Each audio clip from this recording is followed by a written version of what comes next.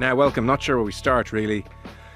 There are 12 teams left in the All-Ireland Senior Football Championship. Not a single one of those 12 teams is unbeaten. And this is getting harder and harder to predict, I think. Our GAA coverage on the podcast is with thanks to AIB. They're at the heart of Gaelic games across club and county. And in 2025, they're celebrating a decade of sponsoring the All-Ireland Senior Football Championships. And with this championship more open than ever, they're more excited than ever to bring fans closer to the action. You can check out #TheToughest for more. So three wise men are in the table. Colm Keys, hello, you're very welcome. Sure. You were at Donegal, Mayo yesterday, amongst other things. Philly McMahon, the new Nace manager, you're very welcome. Congrats. Thanks, Joe. Good to have a good man in Kildare at time. And Conan Doherty back from his holidays, but took time out to watch Derry. Some tan he has. Yeah. Derry do what they do this year, lose to a Division 1 team. Delighted to get back in time for that. Yeah. So Morning Ireland this morning, the draw was made for the preliminary quarterfinals. The big teams all pretty happy. They've avoided kind of gargantuan showdowns. So Donegal with home advantage, we'll come to that in a minute. They have Louth. Down take on Galway, down at home there. Dublin have Cork, and then Kerry, tails between their legs, will take on, of course, Cavan. So next weekend, 21st, 22nd of June. I guess big picture first for a second. Is there a bad game of football out there at the moment? Because I've yet to see one. Certainly, Joe, from where it was this time last year, if you recall, that we're coming up to All-Ireland quarterfinals now, and Derry was probably the poster boy last year for disengagement for everybody. So you're welcome. You're probably going back to last year and even the year before, and you're picking out the good games in isolation. Now it's in reverse. There have been a few, but they're very remote, very much on their own. Everything, head turning all over the weekend. It really was complete engagement by people, just totally fixated on it, whether you're looking at it on the television or in the crowd. And I've said it before here, obviously. The test is, are people scrolling on their phones, watching these games like they used to, turning around to each other in the terraces? No, they're not. I mean, you couldn't take your eyes off Mayo and Donegal yesterday. It was just a magnificent contest. It may not have been the score fest of Dublin, Derry, and particularly Armagh, Galway, but a magnificent contest, and certainly the space and freedom that players are enjoying now. It's bringing out the best in a lot of players individually. I mean, I was watching Monaghan and Down yesterday, and this stood out to me, was Jack McCaffrey's 2-point kick. He takes it back outside the arc, leans back and launches it. And I saw him do it a couple of times in the league, and that freedom of expression. He better not have transferred from Dublin, did he? Jack McCarron, of course, yeah. What a brilliant score, wasn't absolutely it? Brilliant score, and I've seen him do that in the league as well during the year. Just brilliant expression. Yeah. Are you warming up to these rules? Yes, I am. I a skeptic at the beginning. Kind of wanted to a little bit of it to fail, to be honest, because I'm kind of leave it to the coaches, leave it to the managers to do. But yeah, it's won me over. It's definitely it's been really positive. The next set of fixtures will be interesting. You know, I do still think there might be a little bit of a banana skin somewhere along the way. I don't know which game. But then I think the games after that, if it's going to play out the way you kind of think it is, and the favourites win the 4 games, you're kind of going, wow, the quarterfinals is going to be interesting. Well, if the favourites win, if Donegal beat Louth and Galway beat Down and Dublin beat Cork and Kerry beat Cavan, as you say, significant enough if, given the climate at the moment, then we do know Kerry would play Armagh in the quarterfinals because of previous encounters. So that's one potential. And Donegal can only play Monaghan or Meath at that stage too, if those happens. 4 teams. Yeah. So it is a bit defined in advance, a little bit. Will we start with Mayo Donegal yesterday? It was on TV. A lot of people would have seen it. There's a whole bunch of talking points from it. So I mean, let's work backwards. Jim McGuinness post-match, you were talking to him. He wasn't happy. We're going to play the clip here, and we'll hear you kind of in an interaction with Jim McGuinness. They had to drive to Dr. Hyde Park for the game from Athlone, as you'll hear, so he felt that was unfair. You know, we don't believe we should have been here today either. being honest with you, we think that it was very unfair to bring us here. It was the equivalent of bringing Mayo to Omagh, and we also put in an email, to the CCCC to say we couldn't get a hotel. We couldn't get a hotel in the area, so we had to stay in Athlone. So we had to go beyond the venue to come to play in the venue. So it was the equivalent of Mayo going to play us in Omagh and staying in Derry. And I don't believe that would happen. I think that would only happen because it's us. And disappointed in that. And we made a case, and we made the case early, and it was on deaf ears, but that's for another day. But I don't like the fact that our supporters are always kind of being taken advantage of. We've 7 games up to this point. Nobody's played more games than us. Nobody. And yet, we had the longest trek, and all those people have to find a way to do all that. So Breffni was an option. They're going to say it wasn't. I know that Clonus was offered, and that was rescinded. All you're looking for is fairness, and the middle is fair. Jim, when you say because it's only us, it's us, what do you mean by that? Donegal. Why would you think that? That's probably a long conversation, Colm, that we would need to have, But yeah, we knew a month ago that it was going to be here, and we also knew we couldn't get accommodation, and we also knew that it was going to be difficult for supporters, and we put that case forward, and that didn't happen. If I don't say it, who's going to say it? Do you know what I mean? If I don't say it, who's going to say it? And you always seem to be the one that's pointing fingers. But at the end of the day, my job, and it's 100% my job, it's the players. The responsibility is to the players. When you're travelling on a bus for 3 hours the day before a game, that takes it out of your legs. There's no way that's not taking it out of your legs. That's taking it out of your legs. And so, but anyway, we'll move on. We'll see what they say, which will probably be nothing, and we'll move on.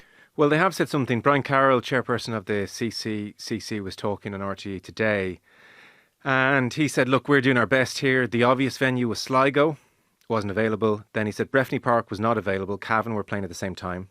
Clonus wasn't available because Monaghan were playing 2 hours earlier that same day, and Omagh wasn't available because Tyrone were playing at the same time. So we're doing our best. Not much we could do. That was probably brewing for, as he said, we knew about it a month ago. Maybe he did, maybe he didn't. Maybe they had a suspicion about that it was Roscommon. Roscommon also hosted Mayo and Dublin in the last game there. So it's a venue that has size to incorporate, and there was nearly 19,000 there. With regard to Clonus would be a good distance too from Mayo. Yeah, check 2.5, 3 hours from Mayo. Yeah, and if you go the further part of Mayo, Belmullet. So Mayo and Donegal are big counties. It depends what point you take it from. Jim McGuinness made the point in that interview that the Mayo training centre, it's actually the Connacht training centre in Beacon, was 38 minutes. He had it specifically. He's not allowing for delays or getting stuck behind. 38 minutes he had. You checked that if you leave at midnight, did he? I don't know. But anyway, he had that specifically. So he was very, very much, this wasn't off the cuff. He was very, very much coming with this in mind. And 2 weeks ago, there was a lot of negotiation around the venue. What is and the issue of stewarding was raised. Okay, but you asked, it's funny, when I was listening to the audio, I jotted down the phrase, and shrewd journalist that you are, you were straight in with the question, what do you mean it only happens to us? Well, that stood out to me. Obviously, are you being victimised in some way, and why? Why would Donegal be singled out like this? I obviously don't believe there's a particular reason why Donegal, but Jim McGuinness and perhaps a lot of people in Donegal very much feel that they have been on the road quite a bit. They've been to a few venues in Ulster, obviously, and then they had to travel back to Cavan. So when you're coming from that part of the country on some of the worst roads that you're going to get, it's not a straightforward drive. Does that stand up to scrutiny to say, oh, it's because it's us, because we're Donegal? And when you said, but hang on, why? What are you getting at there? And he says, oh, that's a long conversation. Parts of Galway are further away to Cavan, where Cavan and Armagh were playing. But having said that, Armagh were in Sligo last year. They were also in Carrick-on-Shannon. There is no venue in equidistant from anywhere. You are going to have to facilitate and give and take a little bit, and perhaps the next time Donegal and Mayo play in a qualifier that requires a neutral venue, well, maybe it will be in Omagh or maybe it will be in Ulster. Yeah, That could so be. so that's what's actually happening here. Yeah, like, that do could you know what I be mean? the- He's the- putting the pressure trade-off. on for future games. I mean, he's been selective as well. Yeah, because parts you mentioned Belmullet. Belmullet's further away. Than, Well, I than actually Bundoran inquired and about Donegal. that. Belmullet, I think, is an hour and a half. Parts of that part of Mayo is an hour and a half even from Castlebar, which is an hour from Roscommon. So you have we're talking places in 2.5 Mayo hours. That's further away. You'll pick somewhere. I mean, if you take South Kerry to Tullamore, you're adding an extra hour on from Killarney to Tullamore. The furthest point from Meath, I'd say, from Tullamore would be an hour and a half. yeah. Maybe. I'm not saying An hour and 40. McGuinness should love a 3-hour drive. Like, I can understand the frustration, but it's the interesting point is it's because it's us, Phil. Yeah. That's what I'm getting at. It's because it's Well, us. As soon as I hear this, I can probably preempt that someone's going to go, yeah, sure, he's never went out of Crow Park, really, sure up. But for me, I think if you go into the details of it, which the lads have, which is interesting, then there's something that comes out of that, which is, why is he saying this? You know, you can go into all the distances around the country and give facts around the distances and, you know, have an argument for every other county. But the facts are he's playing some sort of a game. I couldn't get my head around it. I couldn't get my head around, is he doing it to take attention off the players? Is he doing it to put pressure on the GAA? I couldn't get my head around it. He's done it before, in fairness to him. I think it may be the start of this year, or maybe it could have been last year. He was talking about the cost of tickets for the Donegal fans, maybe. I don't know if you heard that part, but it's a psychological game in the manager's eyes, I think, and I don't know. Like forget about the travel distance, but the hotel thing. Why do you have to stay over? Why couldn't you just drive down that morning and play the match like most county teams do? 3 hours in a bus, a lot day of a match. Again, I'm going to go from my personal experience. Again, I'll get abuse over the Crow Park thing, but we travel in the morning. We get up in the morning. But twice in your entire career, was it? Yeah. Did you No, go to quite a Omagh lot. when you went to Omagh to play Tyrone? If we had a game in Donegal, Kerry, or wherever it is, we wouldn't stay over. The only year we actually looked at trialing those.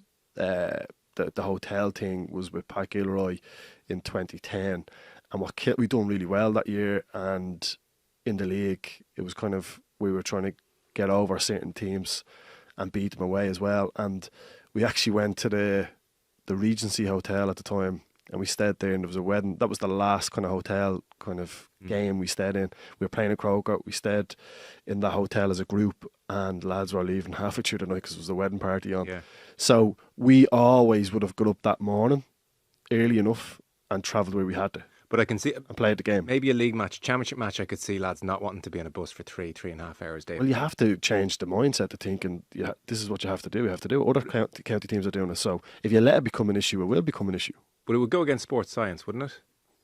Sit down in a cramped bus for 3.5 hours. Not in relation to this aspect. You know, if you're arguing between Mayo coming to the game and Donegal, the distances coming to the game, like really, what are you saying Jim physically? McGuinness did make that point. He says that takes 3 hours in a bus. That takes it out of your legs. And there are parts of Donegal, and again, I will stress the roads, the transport, the network is not good coming from that. I know, but that part of the Give me country. give me research that says that happens. But the GAA aren't responsible for the Stop roads, halfway. though. No, they're not. You know, They're like not, it was this they're sense not. of being victimised by And the GAA. there is a sense that Roscommon is a little bit more advantageous to the main area where the support would be drawn from Mayo, which would be Castlebar, Claremont. I can't really say where it is, but within Sorry, within don't get me reason, wrong. this This was probably better for did Mayo. lead. Yeah. But it was the biggest venue available. If there was a stewarding issue in Cavan, and Cavan is still a fair distance from Donegal, as is Mayo, that would be further. Clonus was probably too far for Mayo, all told. Omagh, consideration, but Tyrone were playing that day. So there's a steward argument. Yet, Offaly were playing in the Tailteann Cup on Saturday, and there was a game going on at much the same time in Tullamore. So sometimes stewards can be available, but I presume that there was an issue about having the right amount of stewards for an 18, 19, 20,000 crowd. It's a good old siege mentality, I presume. You know, if you're looking at it, that's what he's fundamentally doing there. No, the Athlone thing is weird because that's close enough. Like it's not. I checked. It's so they would have had a 25-30 minute drive to the Home ground. to Derry is an hour for the record, so it's not the same thing as staying in Derry. I'd say 20 minutes, Joe. Why did you, it's on why did that you not side. have all these distances to hit him back with at the time? Google Maps. Well, I went back up to Google Maps and started to run through it for Surely yes. the question would have been, what's your logistics when you have to travel to Croke Park for an All-Ireland semi-final final? I suppose Croke Park is different. Everybody accepts that game is going to be on. But look, But the distance is bottom line is, bigger, isn't Yeah, but I suppose you've no choice. It has to be Croke Park, so he can't quibble with that one. there is a sense of rallying call, and I the fixtures aren't out yet, but I suspect Donegal will have a Sunday fixture next weekend against Louth. That could be the Fair enough. that then. could be Yeah, the yeah, upshot yeah. of it. Who knows? I and mean, maybe there's the design which would give them 7 days instead of 6. There's makes definitely a difference. hidden agenda. Yeah. Well, in his book, he really lent the into details, like. Donegal being treated as little Donegal. So maybe that's where because when he said because it's us as Donegal, I was like, people love Donegal. Like if this was Tyrone, I could accept somebody thinking that. But, maybe everybody's fond memories of Donegal, but like he did, and I remember specifically in his book, he just didn't like that they would just be sort of easy victims because they're little old Donegal, enough. and he was really trying to Standing shake up that. for them. Okay. Maybe that's what it is. No, that's a good insight. Let's start with the game. We spent too much time on distances. So, Fergal Boland hits the equaliser. They've done it. And then Kieran Moore gets the ball and summons the energy to sprint. If you're Sean Morahan, do you dive on him, Philly, and just stop him at all costs and give Mayo a chance to He reset? caused way too much problems for Mayo in the game, not to be neglected in those closing minutes. His speed, like he's one of those players like a Jack McCaffrey that he's probably faster with the ball, probably than not with the ball. He was just gliding up through the pitch. But I just felt like Mayo, their whole season, that epitomised that result. In terms of, it was like, right, we've got that equalising score. We're all right. This is the end, and they just switch off. And you just can't do that. You're going to be punished by a team that's so process driven, which is Donegal. They're going to just keep going, and no matter how many points you maybe get ahead, or if it's a draw, they will just keep doing what they've been doing week on week, play by play. But you have to give Mayo credit. In fairness, they showed character, coming back and fighting. Players stepped up, but I just felt like their whole season was epitomised by that result. It can't be a coincidence that they also lost the last kick-out against Dublin at the same venue in the same fixture 12 months ago, this very weekend, and Cormac Costello got the equaliser in last year's third-round qualifier, and that put Mayo into the All-Ireland preliminary quarterfinals instead of putting them in as winners, and ultimately derailed them against Derry, and they've been derailed again here by conceding the last kick-out, not being able to defend against it. It's happened twice in very much the same circumstances. This time they're out of the championship, so can't be a coincidence. And it's the team that I've felt has had the best kick-out strategy this year, and the personnel with Patton. Like his boomer down for the goal opportunity for McMurray was. I just went, oh my God, did that just land where I thought it landed? Yeah.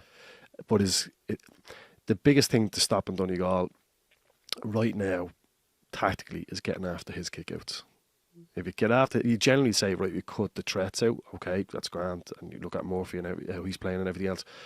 But his kickouts are it's a key origin to get on top of Donegal. And the big thing is, he's like Cluxton without the Israels years ago, where he has in his head multiple options. Most keepers go, right, I have one option, maybe two. When those options shore off, the good goalkeepers have another and another and another and another, and that comes from the movement also as well of the outfield players. But that's the way he is now with the new rules. Yeah. He's long, he's kicks to the wing, he's short, he's a mid-range. He's just, for me, he's probably being the best performing goalkeeper at the minute in this year's championship. Yeah, okay, interesting. Ethan Rafferty's coughing there in the background. He's We'll close get to as him. well. He is close as well. How well, by the way, did Colin Reid do to get back and foot block? It was unbelievable. Oh, the pace of him and just the focus, just waiting for McBurton to pull the trigger, who waited for a while to pull the trigger. Because if he puts his foot too close, it's a foot block. Like it's beautiful. It was unbelievable. That was game over at that stage. Instead, they put themselves in a position where they had drawn If there was ever a time to say to kids, practice with your right foot, that was it. yeah, exactly. Just inside on left the foot. point of goalkeepers, the quality of goalkeeping been has brilliant. been just exceptional. Even Stephen Cluxton has come back, and he's been. We'll come to him. Yeah, he's been really strong. Shane Ryan again has made great saves. Ethan Rafferty is the full collection, but all round. it's Goalkeeper high quality. for down yesterday, Ronan Burns, superb. He really good, and of course Rory Began. So it's a really high standard. Your sense of the game being there, because at half time, Donegal against the wind suits them down to the ground, play, controlled, 9 points to 6 up. Mayo kind of looking limited in terms of bodies who can kick points. Don't have that, that big running power we felt of yesteryear. It kind of looked like Donegal were going to win this by 5, 6, 7 points. And then what happened? I think there's an honesty about Mayo. Whatever else, I think they lack pace. I think they lack players that can break, like Kieran Moore that you mentioned, like Shane O'Donnell, players like that, Ryan McHugh. They can just go through a gap and suddenly they're by it. Mayo don't really have those players. Tommy Conroy would be it. He's out. Owen McLaughlin can make ground. So they were missing that type of snappy player that gets them 30, 40, 50 metres up the pitch. They don't really have them. David McBride to a degree, and they're very reluctant to take shots. But all around, they're very well organised, collectively and individually as the defence. They're very well organised, Mayo. I don't know what happened now against Cavan. Obviously, there was a deflation after a second Connacht final defeat, and they really couldn't pick it up. And that's what's cost them here, ultimately. Yeah. But they're an honest team. They're a physical team. And as I said, well organised in defence, but don't have the shooters. There's just this reluctance to pull the trigger. And that's been... I think it's been crippling them this year. Last year, they get so close in games and then they just can't kill it off because it's the pass outside all the time. They had a lot of possession. I always felt Donegal had the edge through the second half because of those players, the pace of those players that can carry. And ironically, it was Michael Murphy gave the ball away for the Mayo goal. But I think his performance in the 10, 15 minutes after that was a measure of him, how he responded. Yeah. What you make of it all, Conan? I think, they're honest to a fault almost, because they get the equaliser, and I actually think they had good intentions. Like, the kick-out was there. They known the buzzer hadn't gone, but it's about to go, and if we win the kick-out, we win the match. So they pushed up too high almost, like they were going beyond the Donegal players, like they were getting a real aggressive squeeze on. That's not giving the ball out, but of course it bounced. I think the kick-out was meant for McCole. It was, and bounced over his head. So a bit of misfortune as well for Mayo, which is almost typical as well. You said, Colm said they didn't sort of shoot maybe as often as they wanted to, and when you see some of the wides and some of the drops short that they had, you can see why they're hesitant when they are getting into those zones. Like, they're just, everything's a bit more laboured for them, whereas for Donegal, they were just strolling up the pitch and kicking it over and getting back into shape. Are you guys all very impressed with Donegal, or do you think they're in a bit of a lull here? It's hard to... I'm still impressed by Donegal because they play like a team that doesn't panic, and that's confidence. They know they have the answers, and I think the teams that get generally to it, maybe, or in semi-final, final, they're the teams that have that kind of mentality. Just when things are starting to wobble and their momentum is shifting towards the opposition, they just keep doing what they're being told. They just keep play by play. They know what the systems are. Yeah. And they've got that little bit of, they've got a bit of expression within their systems, which is important as well. You don't want to be too rigid, but that was probably one of my critical kind of things with Derry over the years. They looked very kind of structured and do that and don't do anything else, whereas this Donegal team, there's lads kicking from there's players scoring from everywhere. Yeah, it's interesting you say that, because I think people would see them as very methodical, but you're saying there's a lot of room within to express yourself. Well, if you see certain players that are coming up maybe from the backs and not taking shots that are on, then you can go, right, okay, they're being told to do this, or they're not told to attack, but they've got this onslaught of players coming from everywhere, and then they've got this patience on the ball as well. Like, their shot efficiency rate is very high. Like, yeah, it's what you need to be at to win All Irelands. Like, something rootless about the way they won that as well, because more could have been turned over, and then you go and lose the game. Like, it was just, or they could have just kicked it at the time with the kick out, kicked it out over the sideline. They would have known a draw here is good That's enough what I to put mean. us into Like, second same place. position. How They ruthless. went for it. Yeah. Yeah, they went. And maybe teams don't. It's not Ireland and Holland all those years ago or anything like that. They're not playing. You don't have time to think. The mentality is just would not be there for Mayo either, because Mayo go collect that ball and they get up the field and they get a shot away, and this time it's successful. They win the game and they top the group. It's an enormous prize. Well, there was something. I mean, the hooter thing is kind of cool in Gaelic football now. Like when Moore kicks that point, 4 or 5 Mayo players just drop to their knees. It's like, oh, we've just been knocked out. It's over. Can't do anything. It's amazing drama. Cruel, but amazing. Before the hooter, that game would have been blown. The minute the kick out is airborne, it's gone. It's over. I mean, everybody happy with a draw. Same as maybe not so much the Dublin game, because that played on against Galway. But again, Tom Lahiff's winner. So we have seen winners in hooter time, really, really dramatic. And again, I think another introduction by the FRC that was widely questioned, but it's working. Yeah. It feels anticlimactic when someone kicks it out of play, though, out for a sideline. Yeah, but to end the game. that's the trade-off for the good moment. We had a classic match, and they just ran the clock down for 30 seconds and kicked it out. Now it's over, and there's no final say. It's just there's something missing there, just to give us that final crescendo. Tyrone just were ahead so much that they kicked the ball out and they could have went for an attack. Let's wrap this up. Yeah. Well, on that, Tyrone 31 points, Cavan 18 points. Cavan folk, this is not meant, obviously, in any kind of disparaging way. You beat Mayo and beat them on square terms. But, like, you know, Cavan are going to go down to Kerry now. Maybe they'll surprise everyone. But people are saying don't change the current format, as in let the 3 go through. But I have to say, I think teams are getting into the last 12 still too easily. I'm glad that this is the last time 3 go through from the 4. I appreciate there's excitement this weekend. But I just think a team like Cavan have to do more to get through. Yeah. Well, Derry lost to Dublin by 2. If Armagh had held up their end of the bargain and won by 6 or something against Galway, Derry would have gone through, having not won a championship match this year. Derry being the last 12. Yeah. Like, that's the quirk of the last That's 3. a better point than Cavan, who did beat Mayo. Yeah, for Cavan earned their keeping there. And I actually think we were lucky this year with the group stages. We're talking about this dramatic weekend, and it was amazing. And the rules have obviously helped, but you couldn't have got better 4 groups where everybody was so equal. You had 7 Division 1 teams in 2 groups, and then that meant the other groups were so even as well. And even back when football was being decried as we need to change this, when teams at similar level played each other, we had good games, and we were getting that throughout all these group matches. But I do agree. I think obviously the 3 going through keeps jeopardy in it at the very end. Yeah. There's only been one over the 3 years. Only Clare, one of the years when they went and played Derry, had nothing to play for. Obviously, teams at the weekend.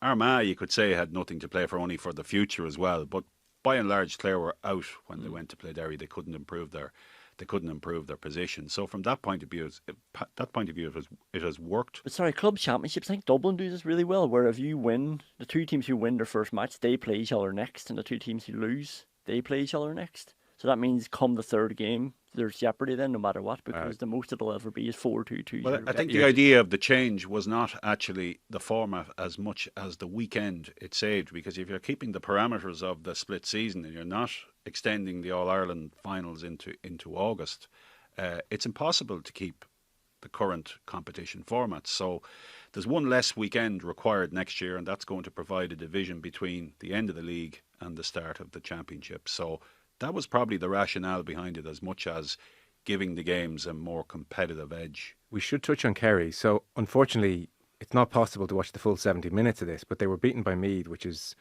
I think, the most eye-catching result of the weekend.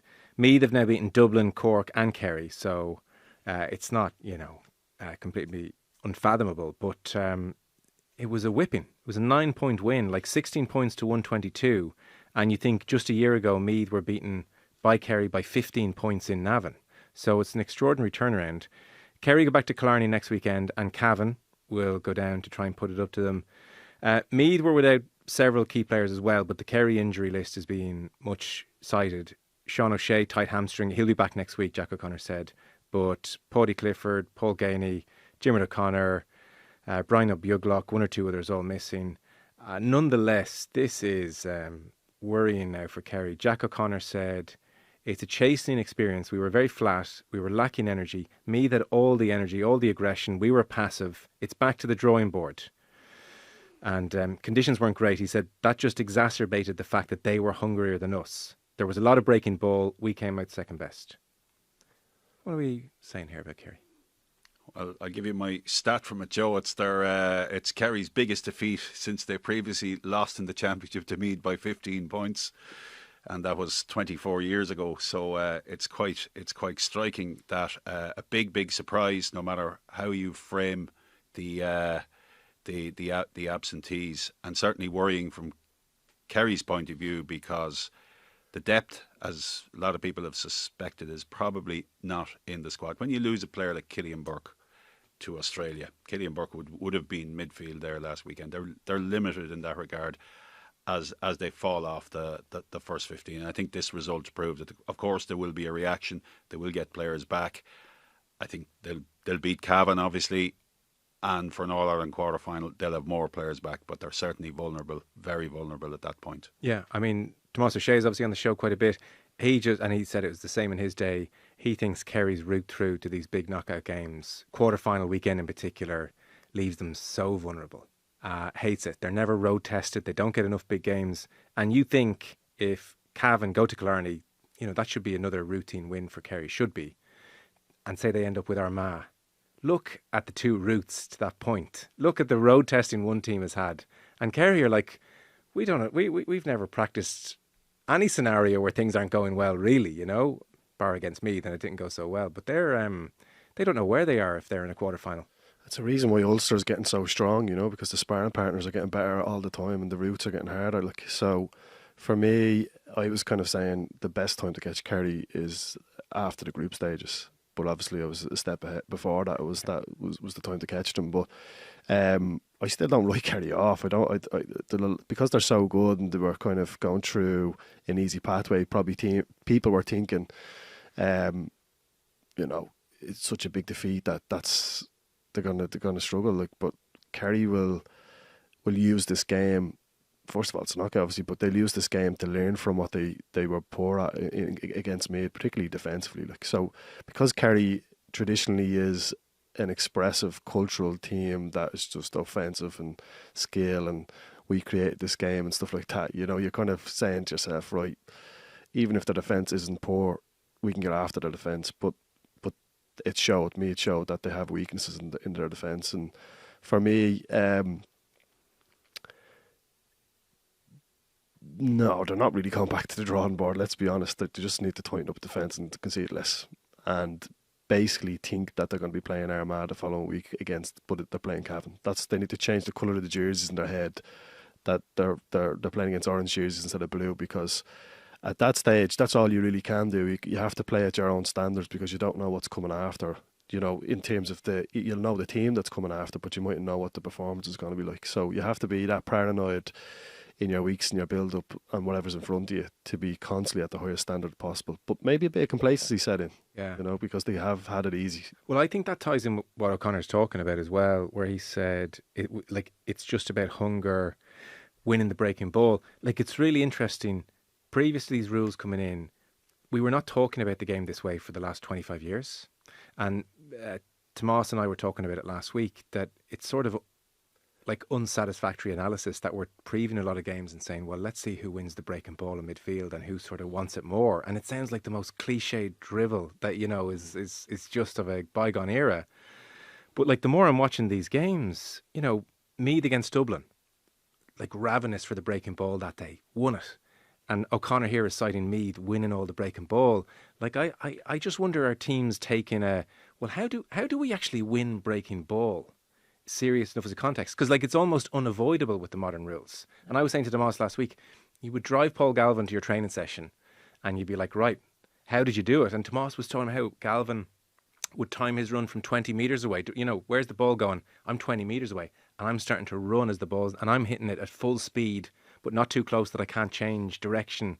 When, breaking ball about 10 metres away, I'm still moving at speed. It bounces right, I go right, pick it up, and I've nipped in and got it ahead of you. And people are saying, geez, your man's not hungry there. Galvin got in ahead of him. But Galvin made a skill out of it. I wonder, are teams thinking about this? They've a lot thrown at them this year, They may not have realised just how important breaking ball was going to be. And it's very basic, but there is a desire element to it as well. You do have to want to win that ball because it is dropping a lot more. Like obviously it's going out a lot more and it's messy a lot more. So it means there are loose balls. Even if your skill doesn't pay off because sometimes the ball could bounce somewhere else, you have to want to get on top of it. There's one of the hardiest players I've ever seen play for Derry, Pádraig Kelly's Lochneil man. And he's a real, he is just so hard. And he would mark me one night, it's Friday night down in Lochneil, and I didn't get a ball off him. And you know me, I'm like a nerd, and I said to him afterwards, geez, you're very clever around the break. Like, what were you doing to win the break? And he said, I just looked at where it was bouncing, and I tried to get there before you. and that's it. Like, there's a lot of it. Obviously, there's skill, like having players in the right position. But like you have to want to get the balls. Yeah, and I think it suits the underdog as well. Yeah. Like I just think Kerry in their heart of hearts can't fight for a ball the way Meath want to fight for a ball. It's very hard to get yourself up to that level. Now against Armagh, probably a different story, adrenaline and fuel and everything. But I think it even suits the underdog fighting for a ball. I don't buy the Paul Galvin thing, by the way. Do you not? Unless a player's breaking it down to you, like it's very hard to determine that. Like it's and what like is there other players not thinking that way? Well, I'm sure he there just are. timed his run. Well, do you know what I mean? Like so, for me, it's very unconventional. Of course, there's a bit of courage and desire to it. Like skill wise or structurally, yes, you can talk about numerical advantage, getting numbers around the ball, but when that ball's in the air and it breaks, you might as well have a rugby ball. You don't know where it's going, unless a player purposely taps it down to you. But you're going to have someone competing against you. So look, he could. It's very hard to lay it out on he, the table. Like he didn't win 80%. runs. He didn't win 80% of the balls he went after. But Tomas was saying that was his technique. He'd start the run from way out, and he would time it that the ball is hitting hands, and he's maybe 10, 15 metres away at that stage. And then it gives him time to react. But he's moving at speed already. He's not on his heels. But again, it's not perfect. He didn't win 8 out of 10. So many variables, though. I know. So many variables. And to say, well, that was because he made his run. And, of course, that's what he was thinking, I'm He's sure. really standing under the ball. I guess that's... He was coming from distance. I mean, he met a lot of balls at pace. Yeah, but today's battle is different. And I would have thought the other player like that was Brian Dooher, and they were both essentially number 10s that had a certain body shape that was agile and there's probably more, but those two in a certain era stood out for that.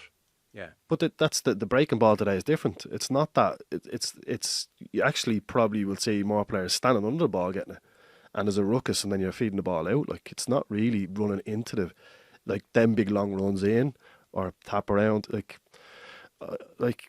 I think for winning the opposition's kickouts, Meath are doing a really good job at that. But I would more look towards Donegal's kickouts if that's what you're looking to try to do in terms of get joy from scores from kickouts. And they have got outlets, but they do look like they do make their runs really smartly. If we're talking about Galvin running into space, like Murphy's run from the centre channel, he either stands there, gets a flick on, or he runs to the two wing forward positions. But Meath, what I like about Meath in terms of it's the opposition kickouts, how dominant they are, and that's a psyche thing. That's them saying, no matter what, if the ball's kicked out from Cluxton or Ryan, we're either going to break it back towards the goalkeeper, which you can plan for, which means everybody getting around the ball, or we're going to try win the kick, and that gives us energy. That's really all you could do. And where do you think, quote unquote, hunger comes into it? Which again is it kind of well, you'd see lads that have a bit more balls than others. Let's be honest. You'll see lads that put their hands into. I thought there was one or two Mayo players should have blocked more in that last play. They could have. That could have been. They could have been heroes. They could have done a diving block. So those type of players are very rare. That every time there's a 50-50 there, they go in head first, and I'm winning this. And you can't train that. I don't think. It's just something that's programmed into you. You can do drills where you go, we throw a ball between you and go for it. You don't do that. So. It's trying to figure out who those players are and where can you get them around the break and having the big men there as well. But very few of them are out there, I think. Yeah. I think two pointers are a big factor too. Not the biggest factor, because you look at Dublin, who have been out 2-pointed in all their games, and here they are in a very, very good position now going into the latter stages. But Mayo have one of the lowest 2-point yields of all, but Meath, Monaghan, Armagh and Tyrone, they all have recognised kickers from distance and are willing to shoot as well. So I think that is a factor, not the biggest factor, but a factor nonetheless in the improvement, and certainly in Meath and Monaghan to get to top the groups it has helped them, and the statistics would back For sure. that up. And I'm not saying breaking ball is everything. I'm just saying it is more of a factor in these rules than it was the previous 10, 15 years. We'd stop talking about breaking ball. Yeah, you're saying you have to want it, Joe. Well, a little that's bit, what we but got back to now. Honestly, when we previewed Philly's great Dublin side all those years, never once were we like, and what about the breaking ball? Yeah. Like, that's now a thing, you know? Yeah. The fixtures are in, by the way. This is breaking news, which is not breaking if you're listening on a podcast. Would you believe Donegal have a Sunday 4:00 game? There you go. Job done. Well done, Jim. I can't believe it. Play the Stormer. CCC, just get him a Sunday game. Surely somebody in that room was like, no way. The hell with him. Give him a Saturday game. Whereas Saturday, the other team, who had to drive 3 hours there and 3 hours back, Kerry, are straight out on Saturday, 3:30. That's tough on Cavan, obviously playing on a Sunday, so that takes off. But look, it's hard to it's hard to square every circle. Once Jim's square was circled, that's okay. There are. Well, he made Hang on, a little bit four of the of Sundays very late. He's going to have a shortest turnaround now to the next week. It's a 6-day turnaround for Cavan to go down to Killarney, so that's effectively a 5-day turnaround to head off down. And they're first out 3:30 Kerry Cavan. Dublin Cork is on at 6:15 on the Saturday. Sunday on the Saturday. Sunday down Galway is 1:45 and Donegal Louth is 4. All of those games on GAA Plus. There's Look a whole forward new to that. podcast. Look forward to that debate later in the week. Here's the topic. So Dublin Derry. You want to talk kickouts? Dublin won 10 of Derry's kickouts, and then of their own 21, they only lost 3. That's fairly phenomenal going. Yeah. That's more than just wanting it more. That's a team who are getting on top of the new kickouts, I would think. That's a 6'7" man wanting it more in the middle of the pitch. That does help. But you consider how Dublin were cleaned out against Meath. I suspect Cluxton went away, Philly. You'd have a sense of this and went into some kind of John Nash Rain Man mode and made all the calculations and said, okay, I got this sorted. Brian Howard. Yeah, well, it's a combination. It was a combination that day, wasn't it? It was the kickouts and winning the ball out there. Who wanted it more? He wanted it more, yeah. It was just the look. But he's got really good options when he's got the full team there of players that he's got. Con, Kilkenny, Howard, and O'Coffey Bourne is the big target man. When he has the array of those players, it makes it much more. The probability of retaining possession after the kick out was much higher. O'Coffey Bourne for me has been brilliant, particularly the last 2 games. And Dublin need that, They need someone to step up with Fenton stepping aside, But ultimately, you're right, Cluxton would have been, after that game, kind of gone into that hyper kind of analytical person and would have looked at every angle and he would have had the lads do that as well. And I'm sure they've got loads of lads there, leaders there that would have went after from the outfield point of view, Yeah. It's a big aspect of the game. Desi Farrell singled out Kieran Kilkenny as well, just been ferocious in midfield, scrapping as well as his usual playmaking. Dublin ate Derry alive in midfield. They really did. Derry were working for 70 minutes twice as hard as Dublin had to work because Dublin were winning ball in the middle and they were getting easier shots away than that. Derry were having to scrap for anything, and when they were winning it, they were under so much pressure, or when they finally got a short kick out away, they were being hounded in the corner. It was taking them, at one stage it took them about 30 seconds just to win a free kick on the 45-metre line. The Dublin press was ravenous. Against Armagh, it was kind of like it wasn't in their faces as much as it was on Saturday. They're better outside Croke Park. Everybody knows this. They're struggling in Croke Park. They're better when they go away. But that's because he stayed in the hotel. Yeah. And we're talking about Brian Fenton, O'Coffey Byrne, Killian McGuinness. These two in midfield. McGuinness scored 3 from play. I couldn't believe he got took off. I couldn't believe it either. And I think this is a blind spot of Desi Farrell's. I think Desi, there's a lot of managers that do this, but they have predetermined subs. Where it's I want to get these certain amount of players onto the pitch and they're going to come on at some stage. And I have a sort of hierarchy in my head of who might come off. McGuinness is a young lad. He's new enough to the starting team. I could take him off. He was dominating. He just set up a goal chance that they scored as well just before he came off. Dublin were terrorising in the middle of the pitch. Now, Coffey Byrne was obviously the biggest reason for that, but McGuinness was part of that midfield partnership, and he was strolling through Derry and clipping over points. Yeah, proud of him as a Scaries man, but like so frustrating. Like Derry And we're- last by 2, he scored 3. You were at the game, so sometimes you get a better sense of things when you're there, or conditions, or wind, or different factors. Were Derry doing something massively wrong to lose 10 of their own kickouts and to make no dent on Dublin's? Did anything jump out to you? Yeah, they left Rogers out of midfield for 15 minutes, which definitely didn't help. So He was marking Con. he was marking Conor Callahan, but like you know the expression "pay Peter," rob Peter to pay Paul. Like they weren't even paying Paul because he wasn't. Like, he was doing good on Conor Callahan, but I feel like they would have had much more joy and much more effect in the game if they had him out the pitch. When he almost scored the goal, he'd been released at that stage, had he? Yeah, Yeah, okay. and he got the goal. He missed the goal. He pulled one wide Yeah. as well. There was another one that Lachlan Murray had a tame shot. Apart from the 5 points that Con scored, it just shows you his value that he pulls apart the Derry Now, team. 2 of them were from throw-ins in Brendan Yeah, Rodgers' he's defence. still- So yeah. they brought him into midfield for the throw-in. Cofic Byrne was going to win it. Now Conor Callahan's completely unmarked at the other side of the pitch because you have to have your 2 midfielders at the other side.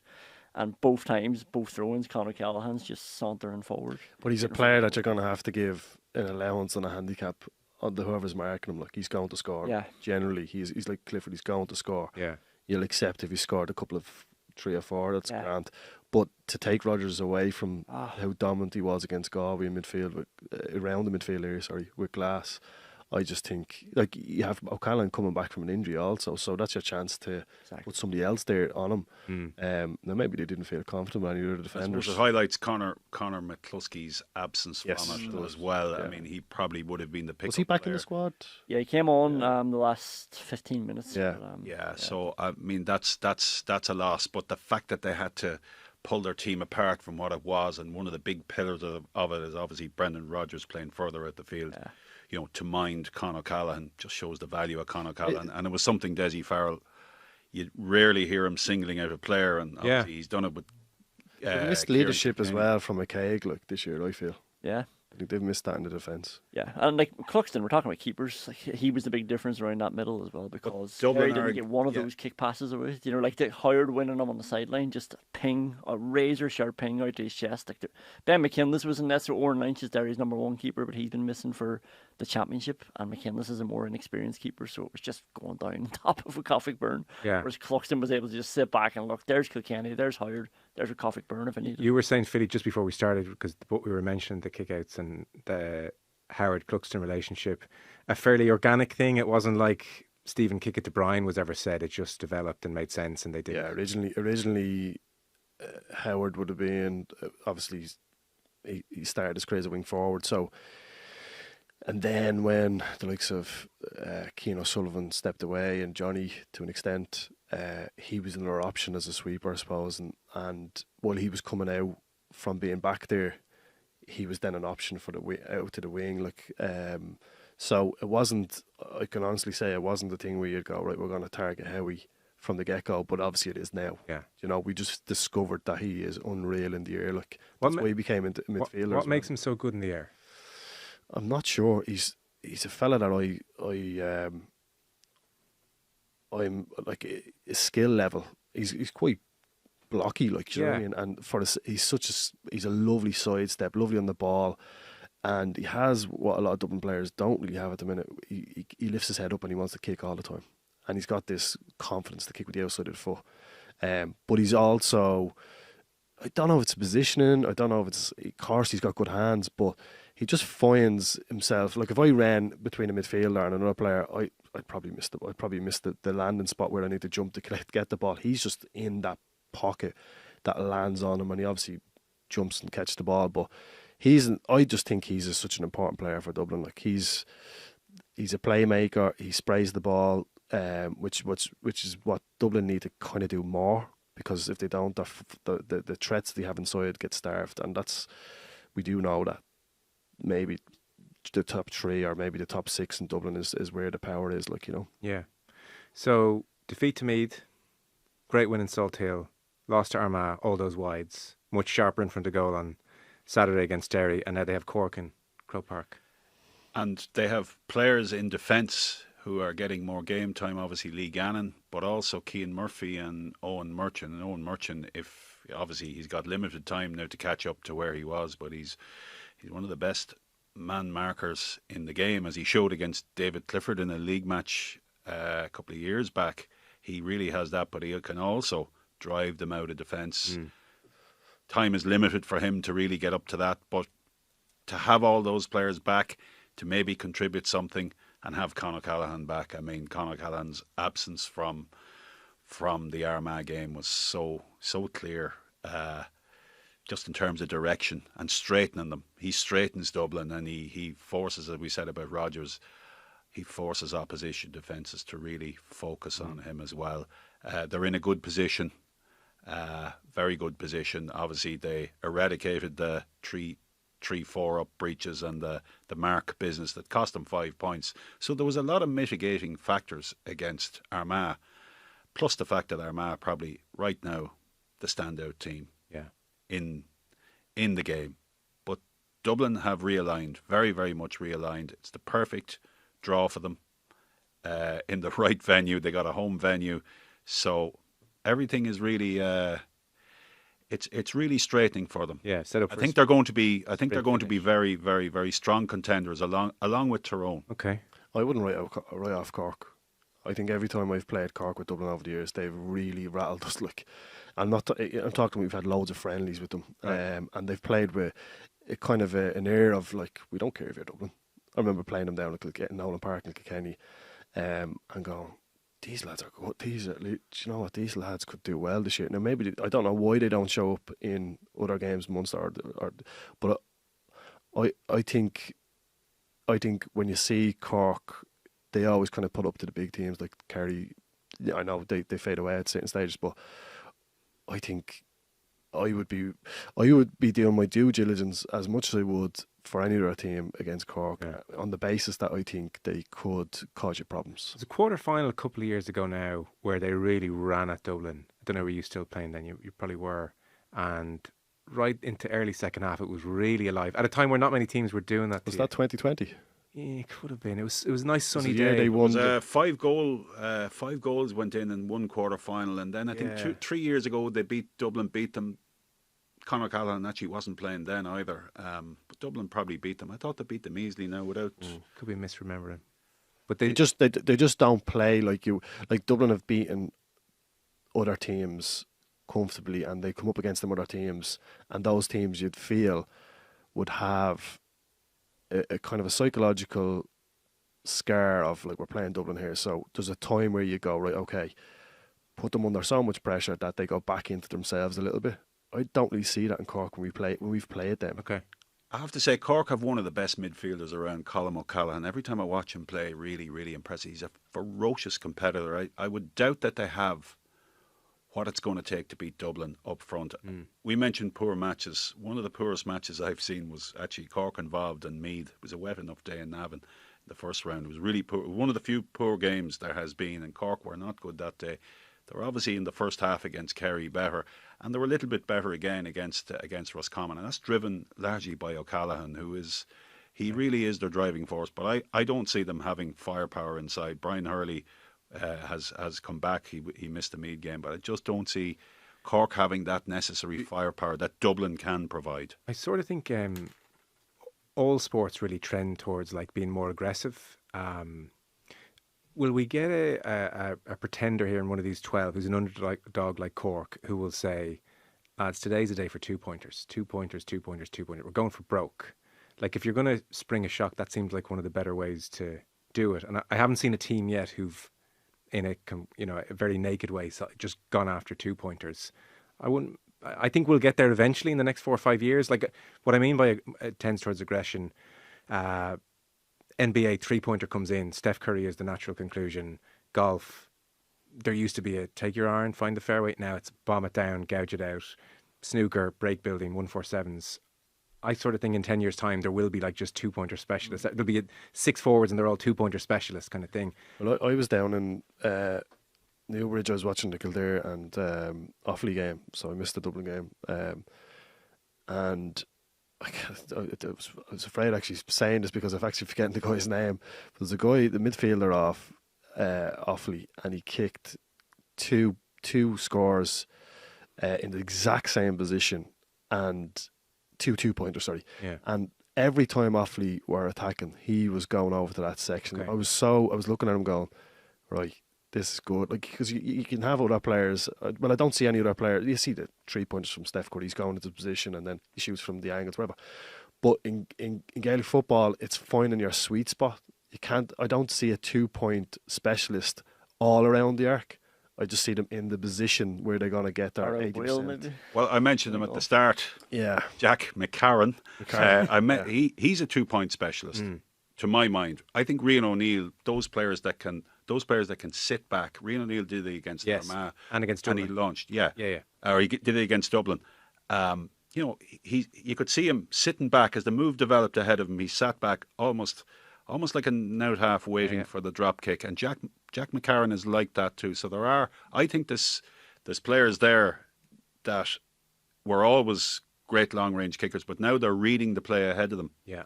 And they're sitting back, and there's more like that. And I mentioned Monaghan. Monaghan obviously have Rory Beggan, that that exocet. What a piece of artillery his right boot is in this game. But they've lots of 2-point kickers. McCarron being the best of them. And I mentioned Meath, and Michael McKernan went off injured for Tyrone. He's a 2-point kicker coming from distance, as is Peter Hart. So the teams that are already qualified actually are some of the best exponents of it. And I think it will develop more through the players that are already there. Yeah. Good point though, Joe, because back in the last few years, if you were coming up against a team that we all knew you were probably going to lose, the wisdom was like, let's get behind the ball, let's keep it tight, let's try and stay in the match, keep their score down and we might have a chance. If we're coming down the stretch and there's only a score in it, we have a chance. Whereas now you can't do that because it's 11v11, there's more space. But you have this option then of 2-pointers. What popped into my head was against Kerry in that rainy game at Porky Queeve. Cork kicked some great 2-pointers at vital times and it kept them in the game. Yeah. So just think, would you be saying, look, we're against Dublin, Croke Park, saying to your half-back line, saying to certain midfielders, will a manager go out there and say, I want 2-pointers and let's work on some routines? And if we miss half of them, we're 100% from shooting because we're getting... You get the other 50%. Yeah, it's true. Yeah, I just think it would be nice to do that, but I don't think it's the reality. Like, I think it's one of those things when someone misses a 2-point that you want to get the next score. You don't want to risk the lower probability, which is a 2-pointer. As in, shit, we've just missed 3 2-pointers in a row, and like I couldn't see you going in at half time and you've missed 2-pointers in a row and going, should we keep kicking 2-pointers? Like, it's not going to happen. Like, so I think it's one of those things where if you've set up something and it didn't happen, as in if you set up a play where Rian O'Neill is central to and everybody's moved a certain way, and they haven't done it, then you'd be saying at half time, did you not see that was the play there? Why did you not do it? Or you kicked it and you missed. Great, we tried that. We've worked on that in training. But just going out and saying, let's go 2-pointers. Oh, no. Would give a licence that would be crazy. No, I think... catastrophic. To be fair, that'd be a fairly agricultural way of doing it. Everyone go out, shoot 2-pointers, see what happens. But it'd be great, and it's going to in 5 years we'll be there, but someone's going to get there first where they've got X number of routines and they kill you. People aren't loading the D yet. I know defenders are covering there anyway, but like you have the opportunity of moving 5 random guys into the full forward line and then having your scores out around the arc. Like, it's impossible to mark. Well, it would feel very hard to mark every scoring threat out around the arc there. Right. Question is, will there be a 4-point goal in 5 years' time? That's or maybe great 1 year's time? There might be one next month, the way it's going, Colm. They might decide to change it mid-championship.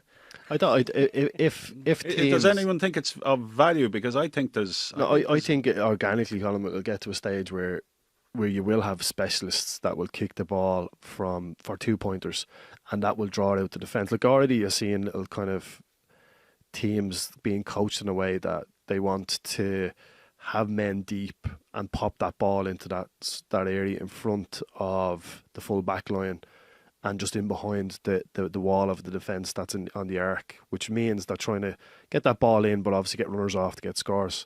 We did a little clip on it on the podcast a few weeks ago, but it's I think just leave the game the way it is now and let you were saying that 6 months ago. No, but let's see organically how people can coach, because if you keep changing, you can't coach the game. Like, I'm, as you mentioned, going to manage an ace now, and what my ideas and philosophies that I had when I was playing are completely different now to the new rules. So how do you get the grips of coaching and stuff like that if you keep changing the game? I think, to be fair to coaches, you should say now, okay, go and work on your 2-point routines, go and do that. Because someone might go and do that and then it's 4 points a goal. You're like, but geez, I've based my whole game on kicking points and now the goal's big again. So I can see how that'd be frustrating.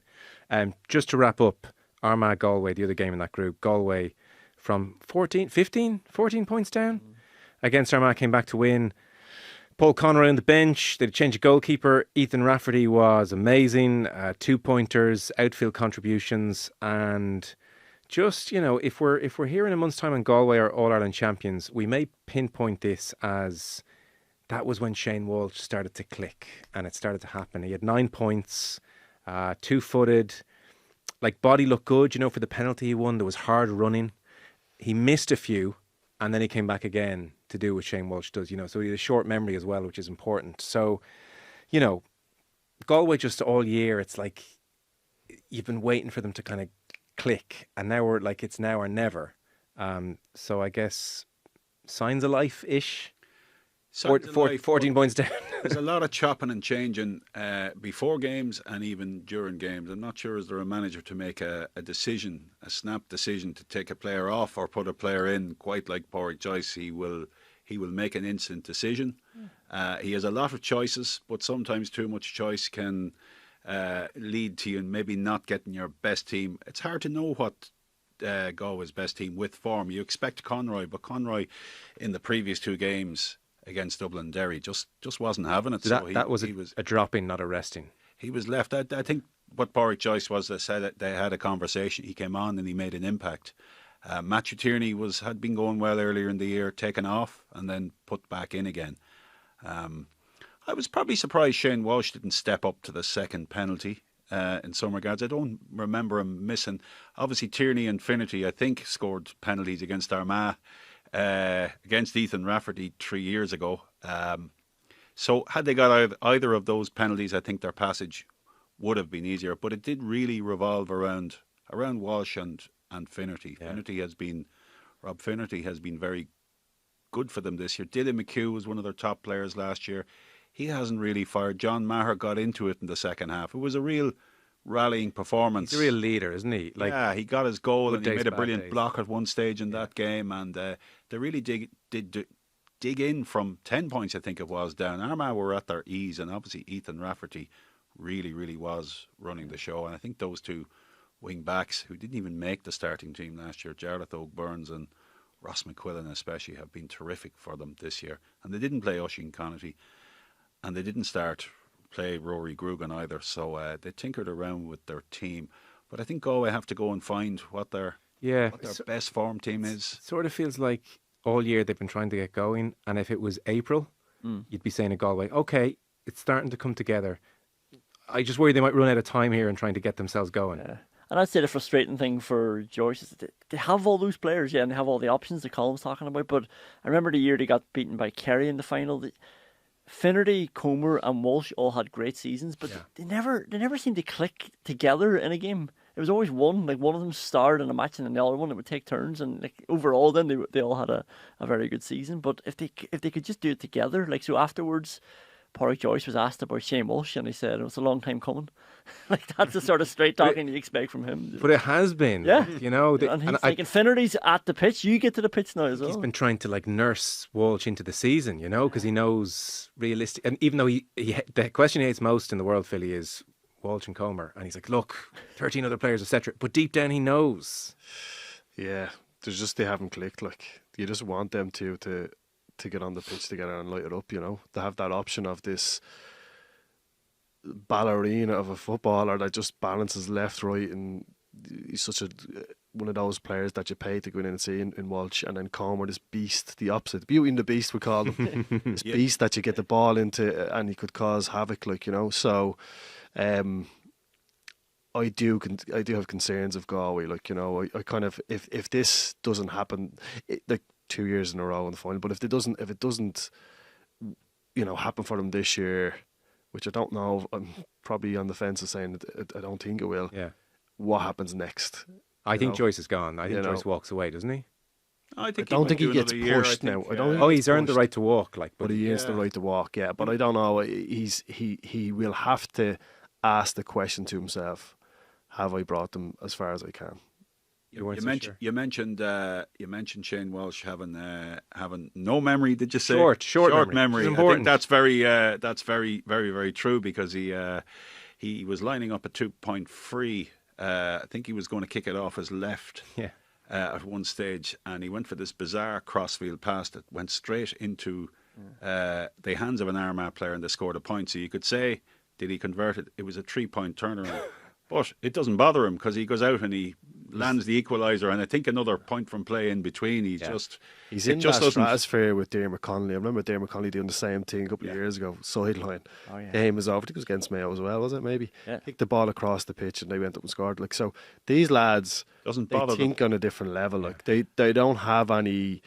If you were to take their brain out of their head, they don't have a little thing in that says don't do that. And it's probably fair. Like, they play this freedom, which you want all your players to play with, but they just don't need to be told. And Philly, they are probably two of the best two-footed kickers there's ever been. Connolly, for just that ability. How many players can put the ball on the ground and sweep it over? Both could kick it with their... Both could kick it equally. You just would not know which is... Obviously, you do know, but if you're to see them for the first time, which is their stronger foot, you can't really... You can't really mark as well. Maurice Fitzgerald was obviously something similar as well. But that's the type of player. They are just incredibly two-sided in everything they do.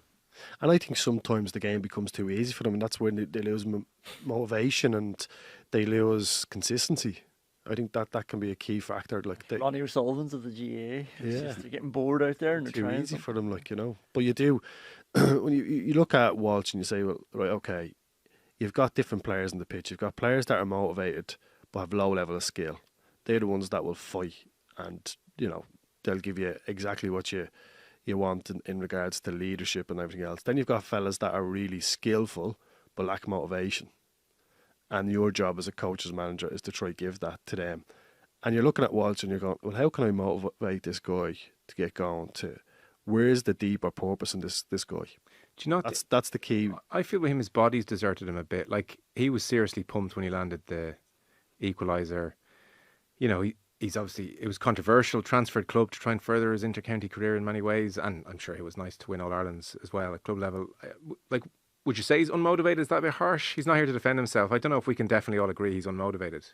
No, what I'm saying is that there's parts of seasons where he hasn't fulfilled his potential. Sure. And the question would be, he has the skill level. It's not as if he's off form based off what we'd normally, as normal player, I'm going to call him a different player to a normal player, but for me, it's when you're looking at him, he has a really high level of skill and movement quality. Then what's the problem then? Injuries, yes, he's had them. But if it's not that, then what is it? How do you get the best out of your best players? That's difficult. I think sometimes we expect too much out of from talent, and that's not just in Gaelic football. You expect Rory McIlroy every time to go out and perform.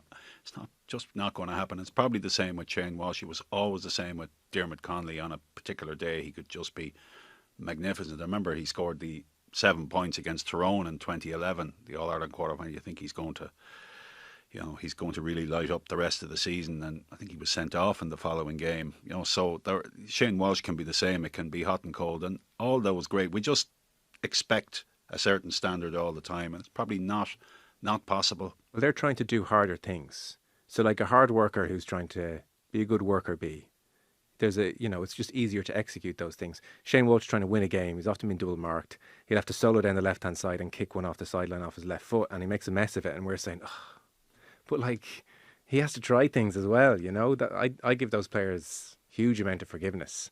Now, I think that's what that separates a little bit of why Conor Callaghan's up at the top, because he will have that mentality that if it's not working for me today, I need to change it up and do something different for the team. Yeah. As those lads will keep trying things. Like mercurial stuff. Yeah. Conor Callaghan doesn't. He knows that he has another option then. Yeah. I think it's different levels. Like, it doesn't seem to miss Sailor Conor Callaghan, which is. I think he's one of the most efficient players there's ever been. Right. In the GAA in terms of efficiency and game management and doing the right thing. I would agree with that he doesn't try what's not on. He's a very practical player. Yeah, if you think of the two of them, the Con highlight reel is shorter in just what's in the memory bank than Walsh's. I just think it's not as fancy, maybe. Yeah, that's what I mean. But Yeah. there's things he's done, like the catch I don't know which game it was again, but he caught a ball in the Roscommon. midfield. Was it Roscommon? Where his leg nearly came out of its socket, Funny, that's my main memory of him. and he gets up and he runs the whole Was end. the Tyrone goal as well? Well, I would have thought the Tyrone goal and then the Mayo goal in 17. Yeah, Both put Lee those Keegan on 17 it. and the 2 goals he scored against the 2 goals he scored off Lee Keegan in 2019. I mean, that's a No, it's great, pretty but- decent highlights reel.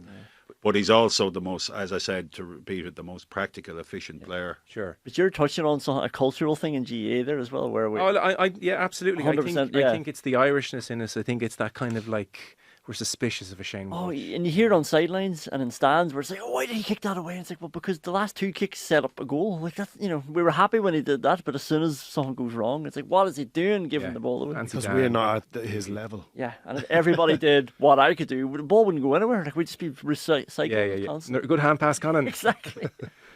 We got to wrap up. So 12 teams left. This amazing season is reaching a brilliant climax. So 4 games next weekend. Colm Keys, thanks very much. Nice show. Philly McMahon, great to have you in. And Conan Doherty, commiserations. Good to have you in.